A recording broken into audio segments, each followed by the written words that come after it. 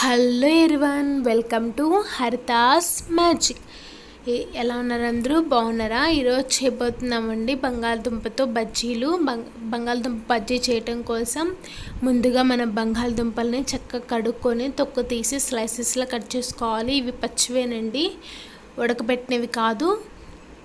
Batter కోసం మనం శనగపిండి 2 కప్పులు, వరిపిండి 1 కప్పు, దాంట్లో వంట సోడా కొంచెం, రుచికి సరిపడా ఉప్పు, కారం, వాము, ధనియాల పౌడర్ ఇవన్నీ వేసి, కొంచెం ధనియాల పౌడర్ అండి, ఎక్కువ వేయక్కర్లేదు, వేసి చక్కగా మనం నీళ్ళు కొంచెం కొంచెం పోస్తూ బ్యాటర్ని మనం కలుపుకోవాలండి.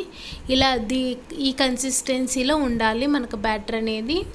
ఆ తర్వాత మనం ఆయిల్ వేడెక్కిన తర్వాత ఈ బంగాళదుంప స్లైసెస్ని పిండిలో ముంచి ఒక్కొక్కటి మనం ఆయిల్లో డీప్ ఫ్రై చేసుకోవటమేనండి. అంతే, ఎంతో ఈజీ అండ్ క్విక్లీ రెసిపీ మనకి రెడీ అయిపోయినాయండి. పిల్లలు స్కూల్ నుంచి రాగానే ఎంతో ఈజీగా 10 మినిట్స్లో రెడీ అయిపోయే రెసిపీ అండి. దీన్ని కిచప్తో కానీ గ్రీన్ చట్నీతో కానీ మనం సర్వ్ చేసుకోవచ్చు. తప్పకుండా ఈ రెసిపీని మీరు ట్రై చేసి ఎలా ఉందో కామెంట్ చేయండి. Thank you so much.